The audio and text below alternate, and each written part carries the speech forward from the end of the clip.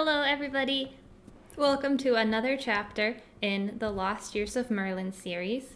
Tonight we are on chapter 21. Speaking of, I have to update the stream title. And the chapter 21 is called The Birth of the Mist, and it's the first chapter in part 3 of the book. In the last chapter, Domnu, Halia, and Merlin formed a hesitant alliance because the Galator was stolen. In addition, Merlin, part of the terms of this alliance was Domnu setting free the horse that she had kept as a chess piece and had been kind of abusive to. But it was Merlin's father's horse, and he remembered him from when he was a kid. So now we're going to read chapter 21 called, oh, hi, welcome to the stream, Golden Thorn.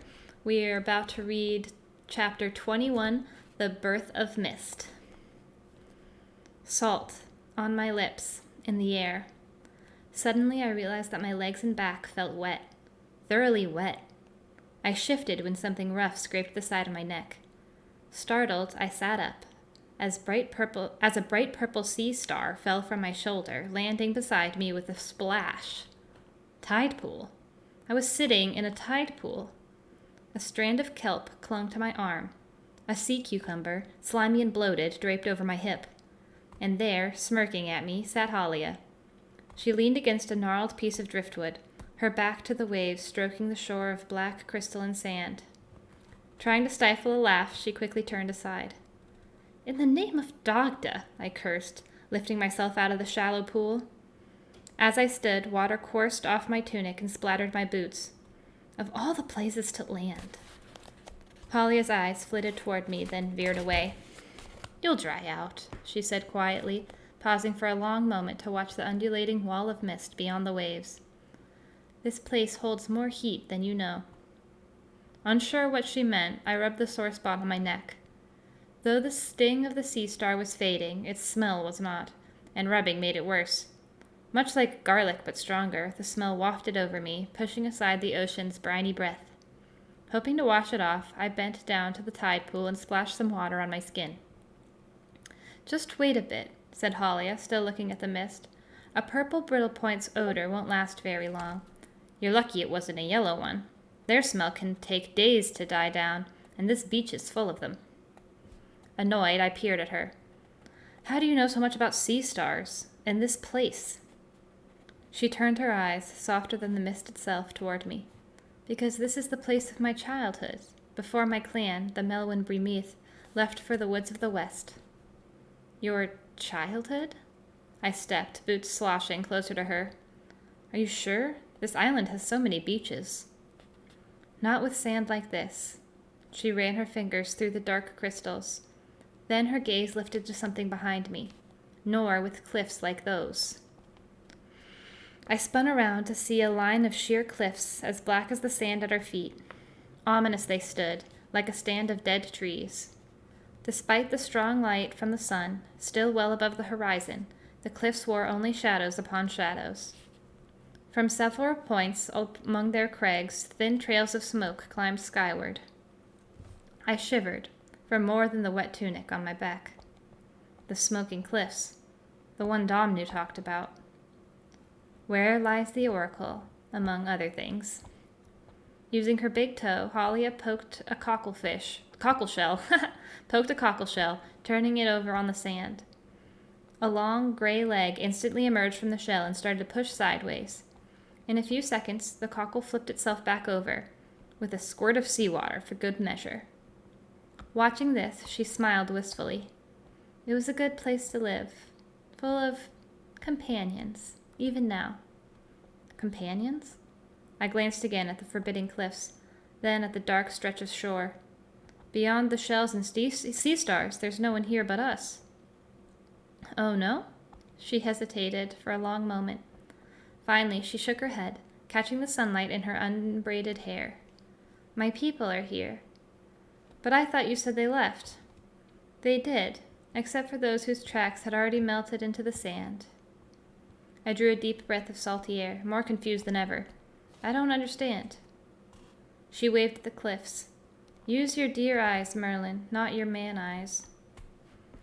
Turning, I allowed my second sight to spread over the cliffs, to probe their shadows, to feel their edges. The slapping of the waves behind me slowly faded, transforming into a different sound. Somehow nearer, somehow farther away. Thrumming, drumming, like an ever-beating heart and never-pounding hoof. In time, I began to discern a faint tracery of lines woven across the vertical slopes. The lines ran in all directions, bending with every surge and scoop of the cliffs. Could they be ancient trails, worn by countless hooves over countless years? And hollows, caves, darker than the shadows, full of mystery as well as something more. I nodded, understanding at last. Your ancestors are still here. With the grace of a doe, Holly arose to her feet. That they are, buried in the caves, and a part of me with them. She sighed. In my heart, I still cling to this shore, just as much as those blue mussels cling to the rocks over there. In my dreams, I find myself floating through this mist, like the silver jellyfish, so delicate that swims through the shallows, forever breathing the water that becomes its very body. Her words encircled me, enveloping me like the mist itself. Why then did you leave? Because of the cliffs. The old lava mountain they surround began to rumble and then to smoke. Her eyes darted like fretful gulls across the shoreline. Though it never spewed fire as it did in distant time, the mountain released other things, evil things. Under my eye, the tender skin started to throb. The mention of the fire mountain, most likely, reminding me of those flames of my own making, flames that had scarred my face forever. I reached up to stroke my skin when my hand froze. This scar under my eye hadn't come from those flames. No, it had come from an older wound years before. How could I have forgotten? On that day, long ago, on a deserted beach much like this one, a wild boar had attacked, and I was its prey. I could still hear it snarl, still see its slashing tusks, and still feel its hot breath. And, with every throbbing pulse, I could still remember my shock at discovering that it was not really a boar at all, but the wicked warlord of the spirit world, Rita Gower. Halia nudged my shoulder with her own, just as I had seen her do once as a doe to Aramon. You are troubled, I can tell. Despite the moist air, my throat felt parched. Those evil things from the mountain, what were they? She frowned, then stopped to pick up a moon snail on the sand. Pensively, she ran her finger over the round, spiraling shell, the color of cream. Something tells me you already know. Spirits, angry ones, seeking death, not life, for anyone who lived here. As I nodded, her frown deepened. They came out of the cliffs, the caves, the sea itself, it seemed. No one knew why. We only knew that sickness and pain followed in their tracks. She winced, remembering something, and that they had come only once before. When was that? Gently, she placed the shell on the rim of a barnacle-crusted rock.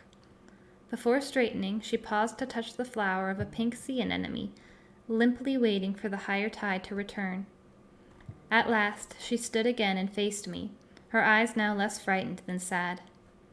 Aramon could have told you. He knew all the ancient stories. I wrapped my arms around my hips, hoping to warm myself. I miss him. So do I, she whispered. So do I. I watched as her tongue moistened her lips. How is that tooth healing? It still hurts a little, she said sadly, but not so much as other places. You don't have to tell that story if you don't want to. I just had the feeling. I'll try. Turning her long chin toward the waves and the billowing mist beyond, she started speaking in a slow, solemn cadence. In the time before time, all spoken words could be seen and touched and held. Every story, once told, became a single glowing thread, a thread that wove itself into a limitless living tapestry. It stretched from these very cliffs all the way down to the sea, across this shore and under the waves, where it lay beyond reach, beyond knowing. The tapestry, alive with colors and shapes, shadowy places, and bright, was called by many names, but to the deer people it was known as the Carpet Caerlachlan. She watched a crab, decorated with a ragged frond of kelp, strut across the driftwood by her feet. The carpet grew more luminous, more richly textured with each passing season, until it grew so lovely that it caught the interest of one who wanted it for himself. Not to savor its stories, to feel its layers upon layers of woven yearnings, passions, grievings, and delight, but to own it, possess it, control it. Rita Gower, I said, touching my aching scar. Yes, Rita Gower. He sent his spirit warriors to haunt the cliffs, chasing away the deer people, poisoning any who dared to remain. Then he took the Carpet Caerlachlan as his own. It is said that on that day, when the sun began to rise, it was so stricken with sorrow that it could not bear to return. From that moment on, all of Fincaira was cast into darkness. Waves rolled onto the shore, one after another, nearly slapping our feet. A pair of cormorants soared out of the mist, flapping noisily before splashing down in the shallows. One of them plunged the full length of its neck into the water and came up with a writhing green fish in its beak. Hit by the golden sun, the fish flashed like a living emerald. There is sunlight now, I said softly. There is, yes, because the great spirit Dagda confronted Rita Gower and won back the tapestry of tales. No one knows just how he succeeded, though it is said that he had to give up something terribly valuable, some of his own precious powers, to do it. A new kind of cold gripped me, reaching deeper than the skin beneath my sopping tunic. And what, after paying so dearly, did Dagda do with the tapestry? Halia's round eyes turned to me. He gave it away. He what? Gave it away. She looked toward the slumbering sea, hidden by the vaporous curtain. First, using the trail of a falling star as his needle, he pulled loose all the threads of the story. These he wove together with threads of his own, made partly of air and partly of water. When finally he finished, the new weaving held all the magic of spoken words and more. It was not quite air, not quite water, but something of both, something in between, something called mist, I finished. She nodded. Then Dagda gave the magical mist to the people of the island. He wrapped it all the way around the coastline, so that every beach, every cove, every inlet would touch its mysterious vapors, and so that every breath taken upon these shores would mingle with its magic. Shyly, she shrugged her shoulders.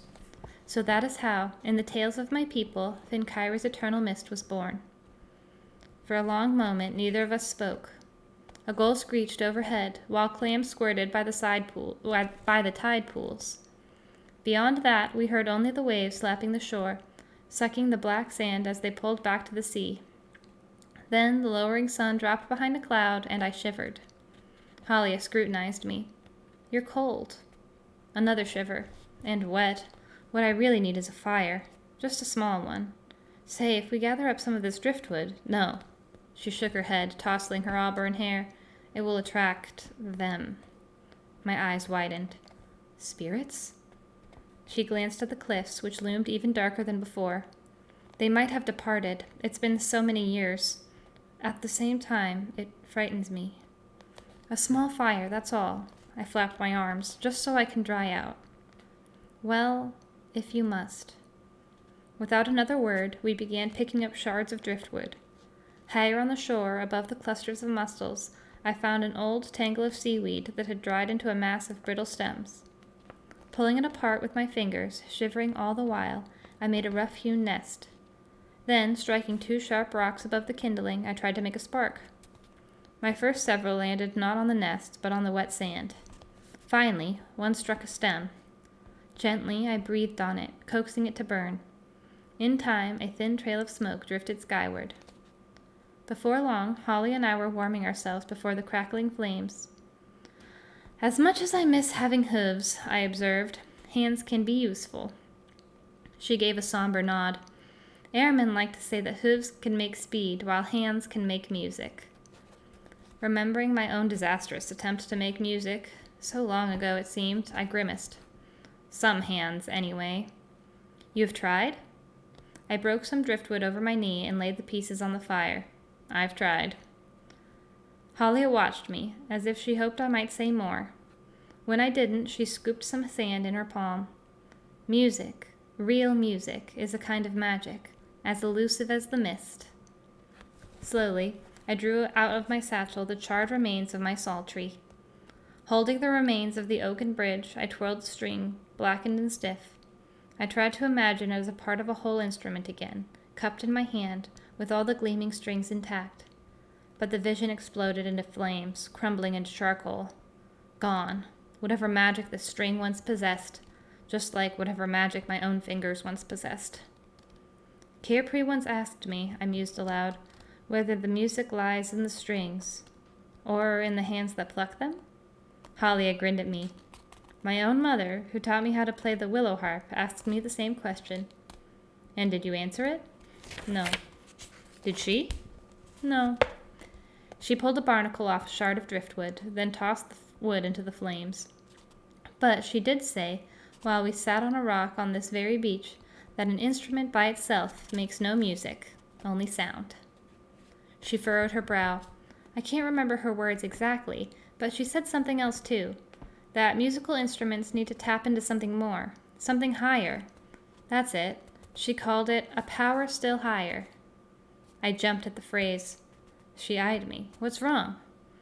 That's what I'm going to need if I'm ever going to stop Valdirg. A power still higher. It could mean the Galator, or it could mean something else. Using the last of the shards, I shoved the burning coals together. Whatever it is, I don't think I have it. Halia studied me, half her face aglow from the flames. Maybe not, but you do have something. I looked at her skeptically. You have whatever it took to make Domnu give that stallion back to its natural form, and, just as important, to set him free. She turned toward the pulsing waves. That was a noble thing to do, almost a stag-like thing to do. I lifted the flap of my satchel and replaced the psaltery string. Maybe I've done at least one right thing, then. I only hope that hag keeps her word and sets Ion free. Halia shook her long strands of hair. I don't trust her any more than you, believe me. She does need your help, though, if she's going to get back that pendant. That's why she told you about the wheel. Wheel? The oracle. The one in the smoking cliffs. Her face tightened. It's called the Wheel of Way. I squeezed her arm. You know about it? Not much, just that it's hidden somewhere up there. She paused, and that it's a place of fear, and has been long before the spirits came to the mountain. Do you know what Domnu meant by a minor obstacle? No, and I don't want to find out.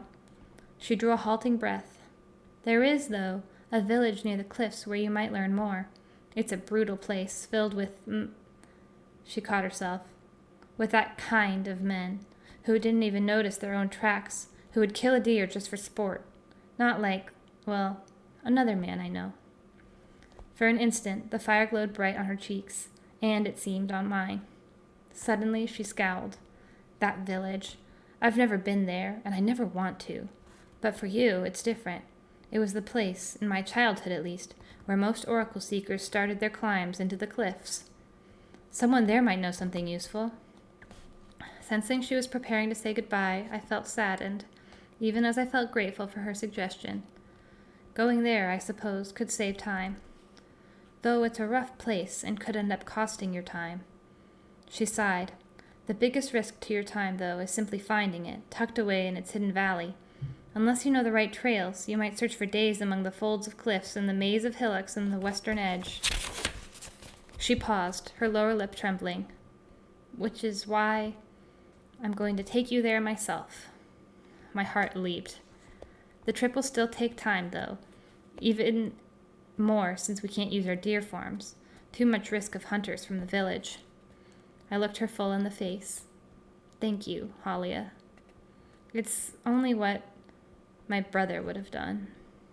Let's go then, I declared, while there's still daylight. Just let me put out this fire. With my boot, I crunched on the remaining coals, yet as soon as I lifted my foot, they sprang back into flames. Puzzled, I glanced at my boot. Once again, I tried to stamp out the fire.